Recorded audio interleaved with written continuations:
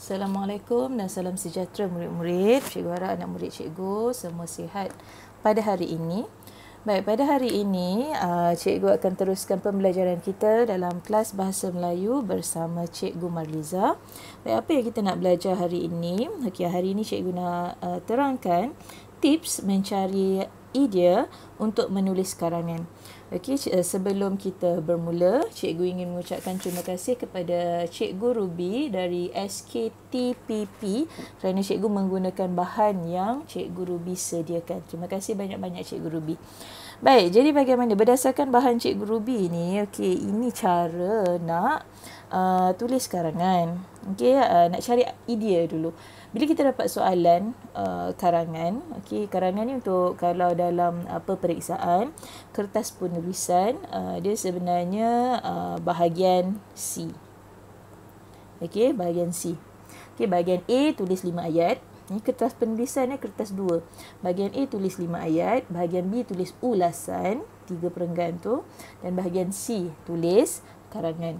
Tulis karangan ni biasanya awak perlu sediakan 5 perenggan. Okey. Baik, jadi bagaimana tips nak mencari idea? Selalunya awak ada masalah untuk cari idea, awak akan terus tulis je. Sebenarnya kita perlu cari idea terlebih dahulu. Okey, bagaimana nak cari? Okey, ini yang dipesan oleh Cikgu Ruby. Wajib soal diri sendiri dan jawab dalam bentuk ayat lengkap. Maknanya awak perlu tanya setiap soalan ni. Bila, bagaimana, kenapa, apa, siapa, di mana. Okey, jadi soalan-soalan tu awak perlu tanya kepada diri awak sendiri dan jawapannya itu akan jadi maklumat ataupun isi-isi idea-idea dalam karangan. Okey, mungkin awak tak berapa jelas lagi. Tak apa, kita tengok contoh. Cikgu Ruby tu ada sediakan contoh juga. Okey, ini contohnya. Okey, katalah contoh karangan. Dia soalan suruh tulis karangan tentang cara menjaga kesihatan diri. Okey, salah satu cara untuk menjaga kesihatan diri ialah bersenam. Okey, baik, jadi ayat yang pertama, okey, biasa dalam satu perenggan mesti ada 1, 2, 3, 4 ayat. Kalau 3 pun boleh juga, ikutlah. Tapi cikgu rasa lebih baik 4 lah sebab kita nak buat 5 perenggan sahaja. Okey, baik, jadi apa yang awak perlu tulis dekat situ? Okay, yang pertama mesti ada penegasan isi. Maksudnya awak mesti ceritalah tentang bersenam ni. Okey, contoh paling mudah, dia tulis kat sini, cara menjaga kesihatan diri yang pertama ialah bersenam. Ini penegasan isi. Lepas tu awak tanyalah soalan-soalan yang tadi. Yang ni, soalan yang ni tadi berkaitan dengan senaman. Okey, contohnya soalan pertama yang ditanya, kenapa? Jadi jawapannya, ini adalah kerana apabila bersenam badan kita akan menjadi sihat. Ini jawapannya. Okey, lepas tu tanya pula di mana bersenam.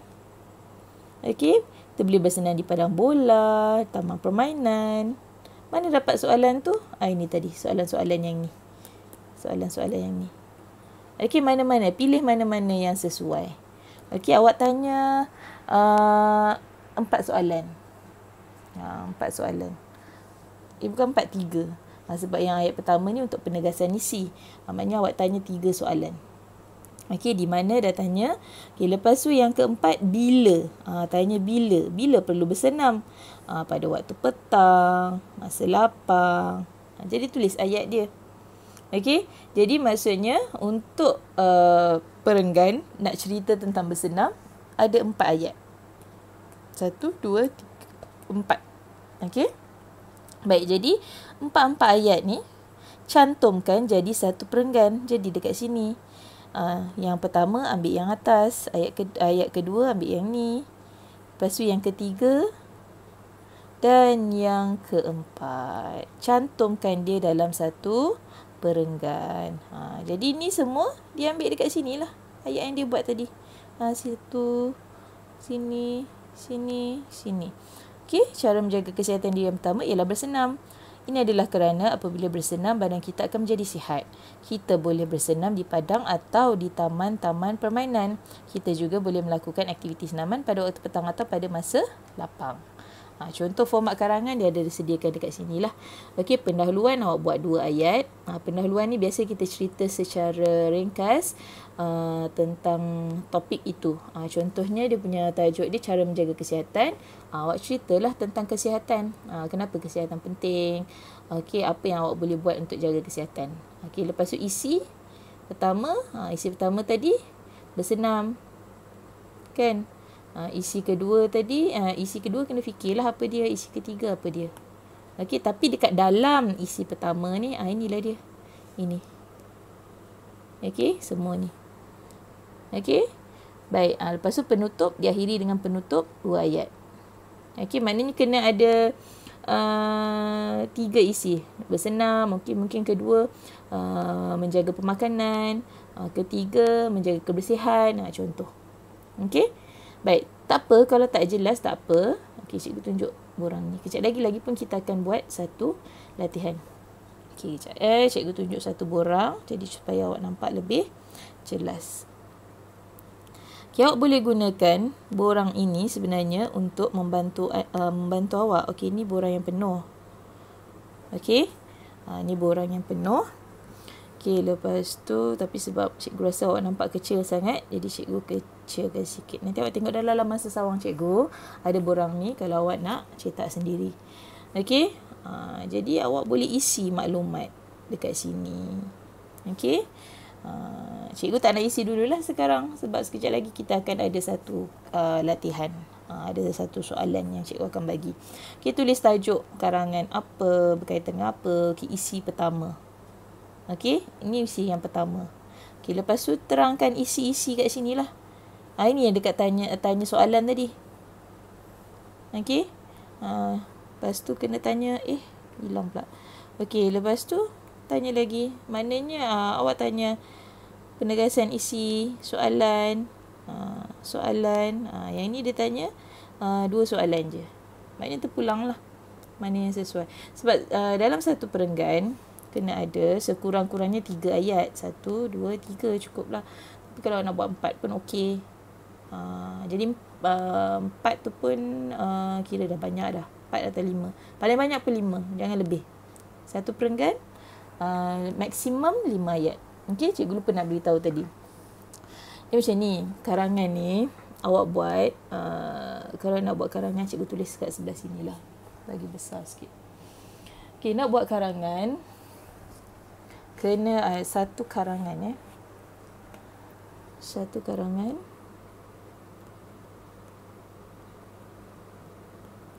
Okey, cikgu padam sikit, cikgu tulis tengah. Okey, satu karangan. Okey, awak mesti ada 5 perenggan dah cukup. 5 perenggan. Okey, apa yang kena ada dalam 5 perenggan tu? Pendahuluan. Okey, lepas tu isi.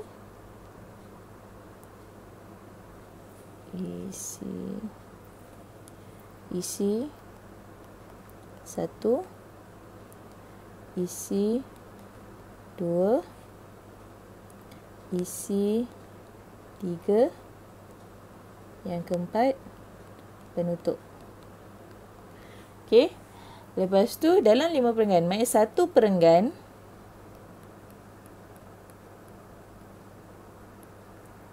uh, 3 ke 5 ayat. Cukup. Jadi siaplah. Itu saja yang awak kena ingat. Satu karangan mesti ada 5 perenggan. Apa 5 perenggan tu? Mesti ada pendahuluan, isi 1, isi 2, isi 3, penutup. Okey, lepas tu setiap satu perenggan tu apa kena ada? Kena ada 5 ayat. Okey, macam mana nak dapat 5 ayat? Guna borang ni tadilah. Okey, ni borang penuh. Okey, ni cikgu usahakan. Okey, baik. Jadi ni borang yang boleh membantu awak untuk menjanah idea menulis karangan. Okey, harap ini sedikit sebanyak tips ini dapat membantu awak. Untuk mengukuhkan lagi, sebentar lagi kita akan buat latihan bersama-sama. Okey, terima kasih.